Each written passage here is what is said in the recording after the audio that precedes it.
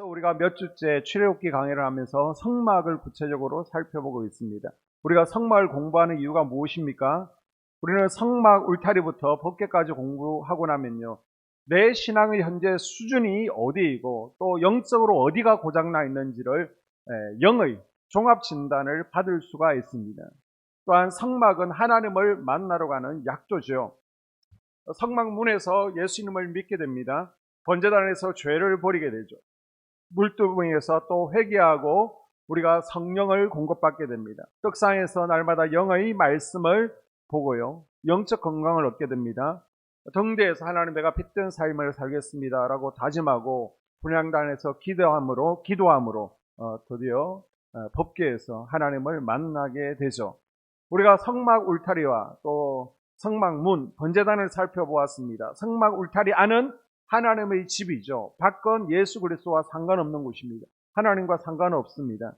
그래서 27장 9절, 이 뜰의 기준이 울타리라고 했습니다. 성막 울타리 안에 거할 때 하나님의 보호하심을 입을 수 있고 하나님께서 주신 참된 기쁨과 행복을 누릴 수 있습니다. 아멘. 자, 성막문 앞에 서게 됩니다.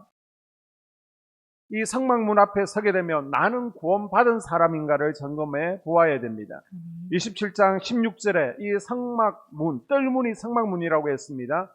이 문은 한 개의 작은 문입니다. 구원은 오직 예수 그리스도만을 통해 얻음을 의미합니다. 아멘. 구원은 예수 그리스도만을 통해서 얻는 줄로 믿습니다. 아멘. 문턱이 없습니다.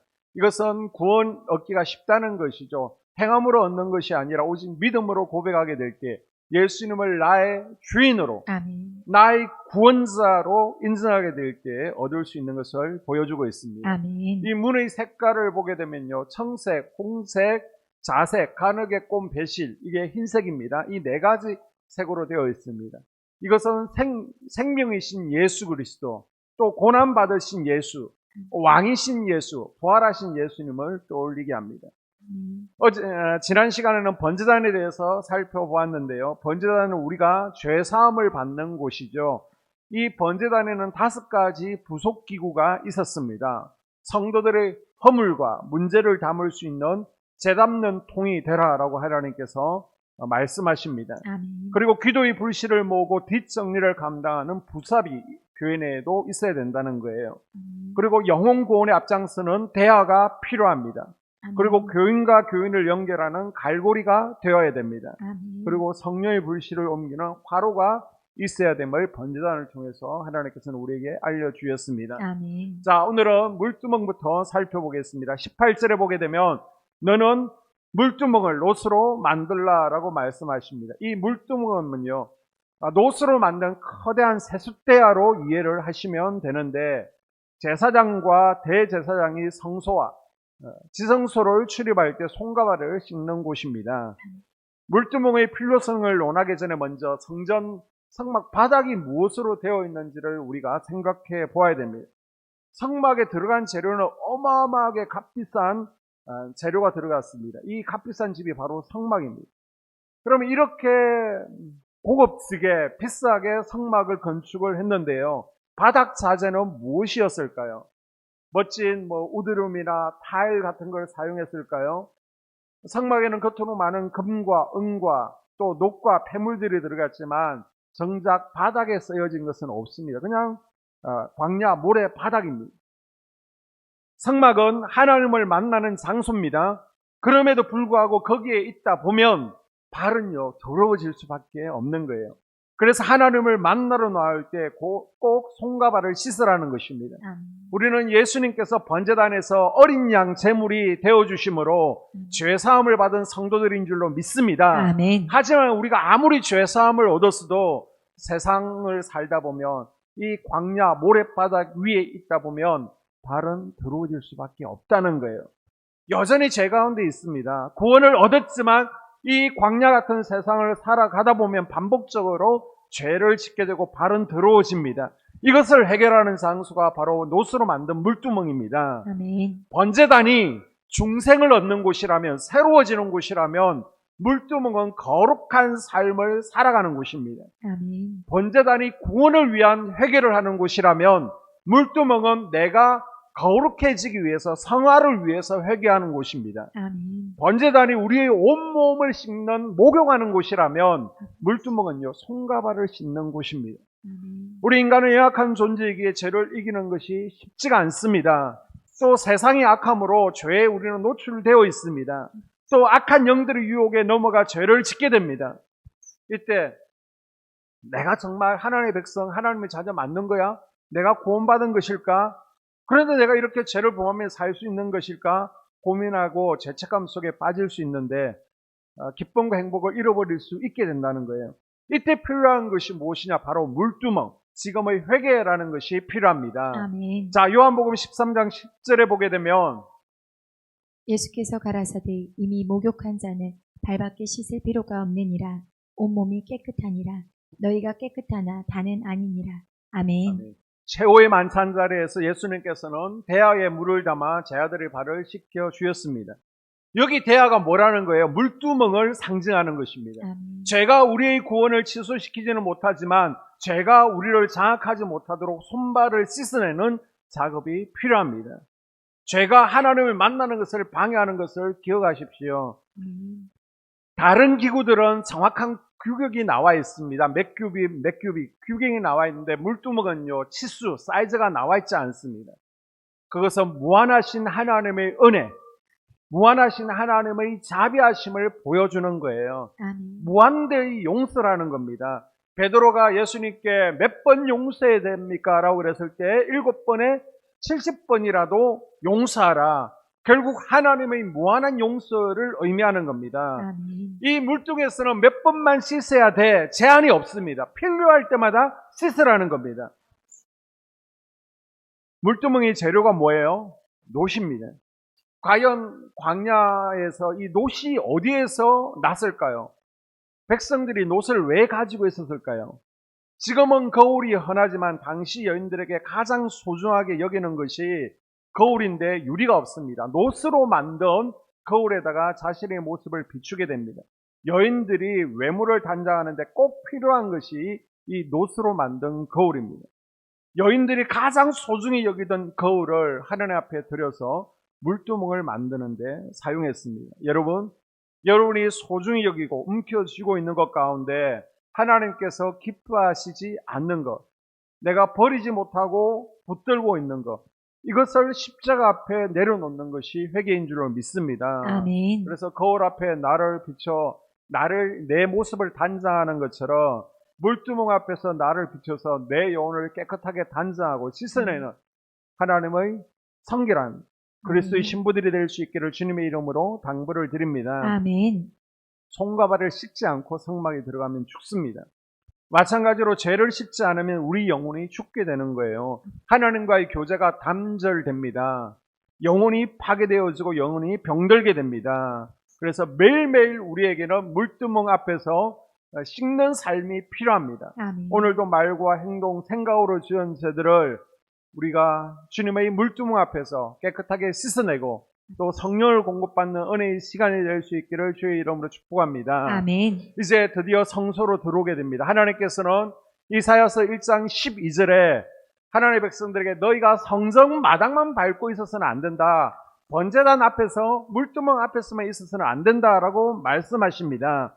하나님의 백성들은 성막 성소 안으로 들어가야 하나님을 만날 수가 있는 거예요. 아멘. 자, 화면을 보시면서 성소의 길이를 보게 되면 성소는요, 길이가 15m입니다. 그리고 폭이 5m입니다. 이것을 계산하면 대략 18평 정도 되는데요. 이 18평 가운데 성소가 한 12평 정도 되어지고 지성소, 하나님이 계신 방이 한 6평 정도로 나누어질 수 있습니다. 이 성소에 떡상과 떡상 그리고 촛대, 분향단이 성소에 있고요. 지성소에 법궤가 있습니다. 이것을 하나하나 살펴보게 되면 자, 성소에 들어서게 되면 오른벽에 성소를 들어가게 됩니다. 여러분이 보시면 오른쪽에 뭐가 있어요? 떡상이 있습니다. 한번 따라해 볼까요? 떡상. 자, 25장 23절.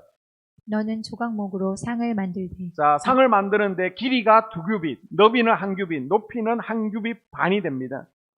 이 테이블을 떡상 또는 진설병상이라고 하는데요. 규빗이라는 것은 이 손끝에부터 팔꿈치까지입니다. 한 50cm 정도, 우리 본사님도 30cm도 안 되는 분이 계신 것 같은데 보통 한 50cm 정도로 보는 거예요. 자, 그러면 한 규빗이라고 그러니까 규빗이면 한 1m 정도 되겠죠. 요 밑에 사회자 강단 정도 되는 것이 떡상이라고 이해하시면 됩니다. 1m에 50cm, 딱 이 정도 사이즈가 나오겠습니다. 이곳에 12지파를 상징하는 12조각의 빵을 두게 됩니다. 6조각, 6조각, 두 단으로 쌓아서 12조각의 빵을 둡니다. 왜 이 떡상 위에 떡을 두었을까요? 떡은 예수 그리스도, 하나님의 말씀을 상징합니다. 아멘. 자, 요한복음 6장을 읽어볼까요? 내가 곧 생명의 떡이니 내게 오는 자는 결코 줄이지 아니할 터이요 나는 하늘로서 내려온 산 떡이니 사람이 이 떡을 먹으면 영생하리라. 나의 줄 떡은 곧 세상의 생명을 위한 내 살이로다. 아멘. 예수님께서 자신을 생명의 떡으로 비유하십니다. 아멘. 그리고 요한복음 1장 1절에 예수님께서 곧 말씀이다라고 하십니다. 아멘. 우리가 육신을 위해서 밥을 먹고 또 우리 혼을 위해서 독서를 하면서 지식을 취하는 것처럼 영을 위해서는 살아있는 말씀이신 예수 그리스도, 아멘. 하나님의 말씀을 먹어야 됩니다. 아멘. 12지파가 하나님의 말씀을 먹어야 되기 때문에 12개의 떡을 둔 것입니다. 아멘. 하나님의 말씀은요, 하나님의 백성들에게 있어서 기쁨과 즐거움을 주는 영적인 양식인 거예요. 그래서 예레미야서 15장과 고린도전서 2장을 보게 되면 이렇게 고백하죠. 내가 주의 말씀을 얻어 먹었사오니 주의 말씀은 내게 기쁨과 내 마음의 즐거움이오나. 자, 주의 말씀이 우리에게 뭐가 된다고요? 기쁨과 즐거움이 되어야 될 줄로 믿습니다. 아멘. 그리고 고린도전서 2장에 갓난아기들 같이 순전하고 신령한 젖을 사모하라. 이는 그로 말미암아 너희로 구원에 이르도록 자라게 하려 함이라. 아멘. 신령한 말씀을 통해서 구원에 이르도록 자라난다라고 말씀하고 있습니다. 아멘. 우리가 믿음은요, 말씀을 들을 때, 아멘. 말씀을 읽고 연구할 때, 배울 때 자라는 줄로 믿습니다. 아멘. 말씀의 떡을 먹을 때 믿음이 자라고요, 기쁨과 즐거움이 회복되어집니다. 아멘. 그래서 사단 마귀는 어떻게 해서든지 우리로 하여금 말씀을 듣지 못하도록 방해하는 겁니다. 그래서 예배에 참석하지 못하는 환경으로 만들고요, 아니면 예배에 참석하더라도 예배에 집중하지 못하게 하는 거예요. 우리의 신경이 딴 데 가야게끔, 말씀이 귀에 들리지 않게 하는 겁니다. 그래서 결국 우리의 인생을 바꾸고 우리를 구원으로 인도하고 사람을 달라지게 하는 것은 하나님의 말씀인 줄로 믿습니다. 아멘. 이 말씀이 귀에 들려지는 은혜가 아멘. 있기를 주의 이름으로 축복합니다. 아멘. 우리는 이 말씀을요, 매일 읽어야 됩니다. 아멘. 진설병은 하루에 24시간, 일주 7일, 365일 늘 떡상 위에 차려져 있어야 됩니다. 아멘. 365일 이 떡상 위에 떡을 차려놓았다는 것은 항상 하나님의 말씀을 가까이 해야 된다는 것이죠. 아멘. 그리스도의 말씀을 잠시라도 떠나면 안 된다는 것을 의미합니다. 미국의 평신도 전도왕이었던 무디는 이제부터 하나님의 말씀을 대하기 전에는 나는 식사를 하지 않겠습니다 라는 결심을 세우고 정말 식사 전에 꼭 하나님의 말씀을 묵상하는 생활을 평생 지켰다라고 고백합니다. 축복받는 신앙생활의 모습은요, 날마다 말씀을 스스로 읽는 것입니다. 아멘. 말씀을 가까이 하는 거예요. 아멘. 그래서 말씀을 읽고 말씀을 듣고 지키는 자가 복이 있다라고 하나님께서는 말씀하십니다. 아멘. 그러나 우리가 삶 가운데 보면 말씀을 읽고 듣고 지키는 것이 쉽지 않죠. 말씀을 가까이 하는 것이 쉽지 않습니다. 그래서 어떤 교회는 주일날 아예 교동문을 빼버리고 그 시간에 성경을 한 장 읽는 거예요. 왜요? 그만큼 삶 가운데 주중에 성경을 읽는 것이 잘 되지 않기 때문에 그냥 그 시간에라도 성경을 읽자라고 해서 교동문을 빼고 성경을 낭독하는 교회도 있다라고 합니다. 그래서 우리 교회는 아침 새벽 기도회 때 한 장씩 말씀을 읽습니다. 그리고 참석하지 못하는 분들을 위해서 밴드에 묵상으로 올리고 있습니다. 여러분, 말씀을 놓치면요, 우리 삶 가운데 운전대를 놓치는 것임을 기억할 수 있기를 바랍니다. 아멘. 지금 코로나 때문에 모든 것이 묶여있는 상태입니다. 성가대 하지 마라, 속해 모이지 마라, 신방하지 말라, 5명 이상 뭉치지 말라. 아무것도 할 수 없는 이때에 우리가 할 수 있는 것이 뭐가 있어요? 말씀으로 돌아가는 거예요. 아멘. 지금 한국교회가 위기가 아니라 한국교회에 있던 거품을 걷어내고 본질을 회복할 수 있는 기회입니다. 아멘. 말씀으로 돌아가는 작업이 필요합니다. 아멘. 그리고 주일만큼은 꼭 말씀을 읽고 듣는 것이 필요합니다. 아멘. 떡상 위에 떡이 있는데요. 안식일마다 제사장에 의해서 새 떡으로 교체가 되어집니다. 안식일날 아침 제사장에 의해서 새 떡으로 교체되는 것처럼 우리도 주일마다 강단에서 선포되는 말씀을 통해 새롭게 그리스도의 말씀을 공급받아야 됩니다. 아멘. 우리가 영혼의 떡인 말씀을 매일 먹지 못할지라도 최소한 일주일에 한 번은 먹어야 우리의 영이 죽지 않는다는 거예요. 아멘. 그래서 혹시 주변에서 신앙생활을 잘 못하시는 분들이 계시면 최소한 일주일에 한 번은 하나님의 전에 나와서 말씀의 떡을 먹을 수 있도록 여러분이 인도하십시오. 그렇지 않으면 영이 죽는 것을 기억할 수 있기를 바랍니다. 아멘. 자, 떡을 먹는 자세를 보게 되면요. 성막 안에 성물들이 있습니다. 기구들이 있는데 가장 높이가 낮은 것이 무엇이냐? 바로 떡상입니다. 높이가 70cm 정도밖에 되지 않습니다. 70cm면 굉장히 낮아요. 꾸부정하게 됩니다.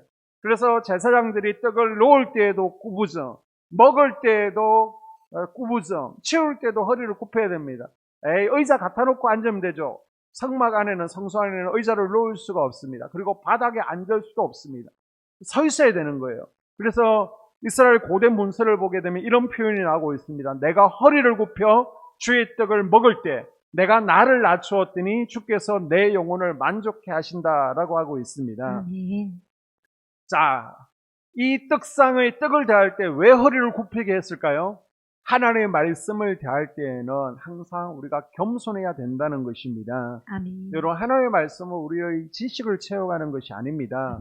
말씀 앞에서 내 자신을 발견하는 거예요. 그리고 하나님의 뜻에 나를 맞추기 위해서 우리가 하나님의 말씀을 배워가는 줄로 믿습니다. 아멘.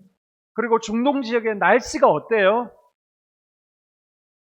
구텁지근하죠. 자, 성막 안을, 성소 안을 상상해 보십시오. 창문도 없습니다. 성막이 천으로 덮여져 있습니다. 에어컨도 없습니다. 그 안에 일주일 동안 떡이 보관되어 있으면 어떻게 될까요? 상하겠죠.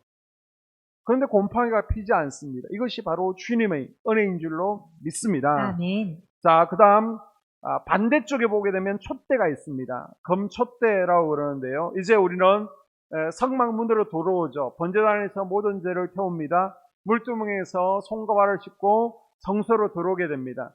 자, 성소 안에 들어서면 제일 먼저 눈에 띄는 것이 뭐냐? 사실은 왼쪽에 빛나고 있는 금촛대죠. 한번 따라 볼까요? 금촛대. 금촛대. 자, 25장 31절. 너는 순금으로 등잔대를 저어 만들되 그 밑판과 줄기와 잔과 꽃받침과 꽃을 한 덩어리로 연결하고. 아멘. 여기서 31절에서 등잔대가 금촛대를 의미합니다. 메노라라고 합니다. 크기는 한 90cm에서 120cm 정도라고 되는데요. 순금 한 달란트로 만듭니다. 한 달란트가 45kg입니다. 1kg 골드바를 지금 얼마 하는지 모르겠어요. 한 5천만 원 정도 잡으면 이 한 달란트가 23억 정도 되죠. 그래서 우리가 예전에 교회학교 다니실 때 달란트 잔치 하셨잖아요. 한 달란트로 연필 한 자루 사고 떡볶이 한 컵 사 먹었는데 여러분이 23억으로 연필 한 자루를 산 거예요. 굉장히 교회학교에서는 한 달란트가 인플레이션 되어 있는데 사실은 굉장히 어마어마한 금액입니다. 이 금촛대는 빛을 내어서 어둠을 밝히는 역할을 하죠. 지금 성막은 특징이요. 창문이 하나도 없습니다. 전기장치가 없기 때문에 캄캄합니다. 이 촛대가 유일하게 성전 안의 어둠을 밝히고 있습니다. 저는 여러분이 성전의 불을 밝히는 촛대가 되어주기를 주의 이름으로 축복합니다. 아멘. 그리고 이 촛대는 어둠 속에서 길잡이, 등대 역할을 합니다. 예수님께서는 하나님의 자녀들을 세상의 빛이라고 말씀하셨습니다. 아멘. 예수님께서는 세상 사람들 앞에 빛을 비추라라고 우리에게 말씀하십니다. 아멘. 우리도 원래는 어둠이었습니다. 그러나 빛이신 예수님을 내 마음에 모셨기 때문에 우리도 빛을 비출 수가 있게 되었습니다. 그리고 그 빛이 있으므로 우리 몸은 거룩한 성전이 되었습니다. 아멘. 그래서 예수님을 믿고 나서 내가 좋은 성품으로 변화되었다, 내 말과 행동이 달라졌다, 착한 사람이 되었다라는 것을 보여주십시오. 자, 마태복음 5장 16절에 이같이 너희 빛이 사람 앞에 비치게 하여 그들로 너희 착한 행실을 보고 하늘에 계신 너희 아버지께 영광을 돌리게 하라. 아멘. 말씀이 머리에만 있으면 우리가 교만해집니다. 자기 머리만 비추면 머리가 뜨거워집니다. 그래서 손과 발로 실천함으로 행실로 보여줌으로 빛의 사명을 감당하는 건강한 하나님의 백성들이 될 수 있기를 주의 이름으로 축복합니다. 아멘. 이 등잔대는요, 그냥 빛을 발하는 것이 아니라 아침 저녁으로 반드시 올리브 기름을 공급해 줘야 됩니다. 이 감람류 올리브 기름 없이는 절대로 빛을 낼 수 없습니다. 이 기름이 뭐예요? 바로 성령을 의미하는 겁니다. 아멘. 검촛대가 자기 스스로 빛을 내는 것이 아니고 기름 때문에 빛을 내는 것처럼 우리도 스스로 빛을 낼 수 없는 존재입니다. 우리가 아무리 포대가 멀쩡해도요, 번지르해도 성령 없이는 아무것도 아닌 줄로 믿습니다. 아멘. 성령의 도우심이 있어야 우리가 빛의 사명을 감당할 수 있고 빛된 생활을 할 수 있는 거예요. 아멘. 마치 달이 스스로 빛을 낼 수 없는 것처럼, 해에서 빛을 받아서 내는 것처럼 우리도 성령을 통해서 빛을 낼 수 있는 겁니다. 아멘. 그래서 바울은 내게 능력 주시는 자 안에서 내가 모든 것을 할 수 있다라고 고백하죠. 아멘. 우리가 세상의 빛된 사명을 감당하기 위해서는 성령의 기름 부으심이 필요합니다. 아멘. 주님께서 원하시는 삶을 살아가기 위해서 주님의 능력이 기름 부어지던 내게 부어지기를 우리는 간구해야 됩니다. 아멘. 여러분, 떡상의 떡도요, 물로 반죽하는 것이 아닙니다. 뭘로 반죽할까요? 그러면 떡상의 떡을 기름으로 반죽합니다. 하나님의 말씀도요, 성령을 통해서 기록되었습니다. 하나님의 말씀도요, 성령의 기름 부으심을 통해서 우리가 조명되어지고 깨닫고 해석하게 되는 거예요. 아멘. 날마다 기도와 말씀으로 성령의 기름 부으심을 공급받아서 생명을 살리고 아멘. 빛된 생활을 하는 주의 빛의 자녀들이 될 수 있기를 주의 이름으로 축복합니다. 아멘. 자, 오늘 마지막으로 분향단을 봅니다. 30장 1절.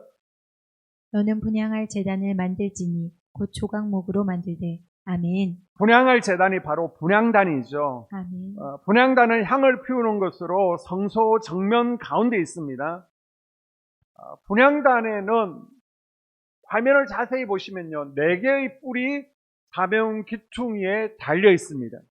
그리고 또 이 성막의 기구 가운데 뭐에 뿔이 달려 있었죠? 번제단이라고 하십시오. 뭐에 4개의 뿔이 달려 있었습니까? 번제단이요. 이 번제단의 뿔은 용서, 자유, 해방을 상징합니다. 생명을 상징하는 거였어요. 그런데 여기에서의 뿔은 뭘 의미할까요? 이 뿔에는요, 속죄 제물의 피를 뿌리게 되어 있습니다. 이것은 하나님과 우리 사이가 연결되는 가장 중요한 단서인 기도가 바로 그리스도의 희생의 피를 근거로 하고 있다는 사실을 나타내 주는 거예요. 예수님의 보혈을 통해서 우리가 기도할 때 기도가 응답된다는 것을 이 번제단의 뿔이 상징적으로 보여주고 있습니다. 아멘. 이 분향단은요, 기도하는 자리며 향은 성도들의 기도를 의미합니다. 아멘. 자, 시편 141편과 계시록 5장을 보게 되면 나의 기도가 주의 앞에 분향함과 같이 되며 향이 가득한 큰 대접을 가졌으니 이 향은 성도의 기도들이라. 아멘. 아멘. 분향이 뭘 의미한다고요? 기도를 의미합니다. 아멘. 향은 성도들의 기도입니다. 이스라엘 정통에 보게 되면 이스라엘 백성들이 제사장에게 기도 제목을 주게 됩니다. 그러면 제사장은요, 이 기도 제목을 가지고 성소 안으로 들어가는 거예요. 백성들은 성소 밖에서 기도하고 제사장은 성소 분향단에 향을 피우면서 기도를 하게 됩니다. 자, 이것을 잘 나타내주는 성경 구절이 누가복음 1장 8절부터 나와 있죠. 자, 그러면 천사들이 천국에서 하늘에서부터 내려옵니다. 거망로에다가 성도들의 기도를 담아서 분향단에서 하늘로 오르락 내리락 하는 것이 성도의 가르침입니다. 계시록 8장 3절에서도 그렇게 나와 있죠. 금향로를 가지고 많은 향을 받았으니 이는 모든 성도의 기도들과 합하여 보좌 앞 금제단에 드리고자 함이라. 향연이 성도의 기도와 함께 천사의 손으로부터 하나님 앞으로 올라가는지라. 아멘. 아멘. 그래서 분향단에 향을 피워 기도하는 것은 제사장이 전체 일 가운데, 많은 사역 가운데 가장 중요한 사역으로 생각하는 겁니다. 아멘. 이때 제사장의 수가 한 24,000명 정도 됩니다. 그러면 하루에 이 분향하는데 필요한 제사장은요, 2명이면 되는 거예요. 아침, 저녁 2명이면 됩니다. 그러면 1년이면 700명 정도면 충분한 거예요. 그런데 제사장이 지금 몇 명이라고요? 24,000명. 그래서 평생 가도 한 번도 분향하지 못하는 제사장들이 있습니다. 그런데 분향하기만 하면, 그 사역을 감당하기만 하면 하나님의 축복이 눈에 보이는 거예요. 세례 요한의 아버지 사가랴도 평생 한 번 분향했고요. 분향할 때 아들이 없었는데 그 가정에 아들이 태어났습니다. 그래서 분향하는 것은 축복으로 여겨졌기 때문에 서로 경쟁을 하는 거예요. 모세의 사촌이었던 고라도 직접 분향하고 싶어서 거의 패거리 250명을 이끌고 나가서 분향하다가 심판을 받아서 죽임을 당합니다. 우시아도 내가 분향해야지 직접 분향하다가 문둥병에 걸려 죽습니다. 그래서 이 분향하는 것은 너무나 중요하고 또 축복의 자리이기 때문에 공평하게 제비를 뽑아서 선택할 정도로 하나님 앞에서 향을 피워 기도하는 것은 굉장히 큰 특권이었습니다. 영광이었습니다. 여러분은 하나님 앞에서 분향하며 기도할 수 있는 특권을 가진 영적 제사장들인 줄로 믿습니다. 아멘. 여러분이 분향하며 기도할 때 사가랴에게 임한 복이 주어지는 거예요. 아멘. 여러분이 기도하면 천사들이 기도 제목을 거망록에 담아서 하늘 문을 열고 하나님 앞으로 가게 됨을 믿으시기를 바랍니다. 아멘. 하나님께서는 그 기도의 향기를 기뻐하시고 아멘. 그 향기를 받기를 원하십니다. 아멘. 이 향기는 우리 교회 성도들의 기도입니다. 아버지. 그래서 우리 교회에 기도의 향기가 충만해야 됩니다. 아멘. 하나님을 기쁘시게 하는 기도의 향을 언제 피워야 됩니까? 제사장은 하루에 2차례 아침 저녁으로 피우죠. 7절에 아론이 아침마다 그 위에 향을 사르되 8절에 또 저녁 때에 등불을 켤 때에 살을 지닌. 아멘. 여러분, 하나님 앞에서 기도로 하루를 여시고요, 아멘.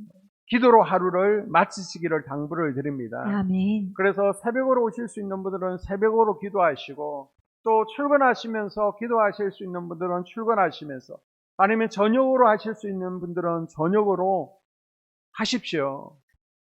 중요한 것은 기도의 향을 피우는 것입니다. 아멘. 꼭 새벽이 아니어도 좋습니다. 중요한 것은 내가 기도의 향을 꺼트리지 않는 것이 중요합니다. 아멘. 자, 이 향은요, 아침 저녁으로 피워서 24시간 향연이 꺼지지 않게 해야만 됩니다. 8절에 이 향은 너희가 되도록 요 앞에 끊지 못할지며. 아멘. 24시간 향을 피워놓은 것은 우리의 기도가 하나님 앞에 항상 올려져야 되는 것을 의미하고 있습니다. 아멘. 어떤 경우에도 기도를 멈추어서는 안 됩니다. 아멘. 그래서 사무엘은 뭐라고요? 기도를 쉬는 것을 죄라고 고백하죠. 바울은 무시로 성령 안에서 기도하고 쉬지 말고 기도하라고 당부하고 있습니다. 아멘. 예수님께서도 제자들에게 졸지 말고 기도하라. 아멘. 항상 기도하라. 아멘. 깨워서 기도하라라고 당부하셨습니다. 아멘. 향이 꺼지는 순간 성막 안으로요, 전갈이 설금설금 들어오고 별쥐들이 숨어 들어오고 또한 독사가 들어오게 되어 있습니다. 내 삶 가운데 우리 가정에 기도의 불이 꺼지지 않도록, 기도의 향이 꺼지지 않도록 아멘. 항상 향을 피워 올려드리는 기도자들이 될 수 있기를, 영적 제사장이 되기를 주의 이름으로 축복합니다. 아멘. 분향단은요, 하나님을 만나는 지성소 법궤에서 가장 가까운 곳에 있습니다. 우리가 기도의 단에 나올 때 하나님 앞에 제일 가깝게 나아갈 수 있는 거예요. 아멘. 우리가 기도의 분향단 앞에서 무릎 꿇을 때 하나님을 만나고 우리 가정과 내 삶 가운데 또한 회복이 일어나게 될 줄로 믿습니다. 아멘. 자, 오늘 우리가 배운 것들을 정리합니다. 물두멍 앞에서 나는 거룩한 삶을 살고 있는지 내 영혼을 점검해 보아야 되는 거예요. 아멘. 손과 발을 씻는 성화의 삶을 살아야 됩니다. 아멘. 자, 성소 안으로 들어가게 됩니다. 금촛대가 있습니다. 나는 빛 가운데 살아가고 있는가? 내가 빛의 사명을 감당하고 있는가? 성령의 기름 부으심을 공급받는지를 점검하십시오. 아멘. 그리고 떡상을 통해서 나는 말씀의 떡을 날마다 먹고 있는지를 점검하고, 아멘. 예수 그리스도의 말씀으로 우리가 살아가야 됨을 항상 기억할 수 있기를 바랍니다. 아멘. 그리고 분향단 앞에서 내가 기도하는 거예요. 나는 기도의 향을 꺼뜨리고 있지 않은지. 오늘 저녁에도 우리가 기도의 향을 하나님께 올려드립시다. 아멘. 천사들이 우리의 기도를 반드시 저 하늘 보좌까지 가져갈 줄로 믿습니다. 아멘. 저 하늘 보좌까지 올라가는 강력한 기도의 향을 피어 올려드리는 이 저녁 될 수 있기를 주님의 이름으로 축복합니다. 아멘. 기도합니다. 하나님.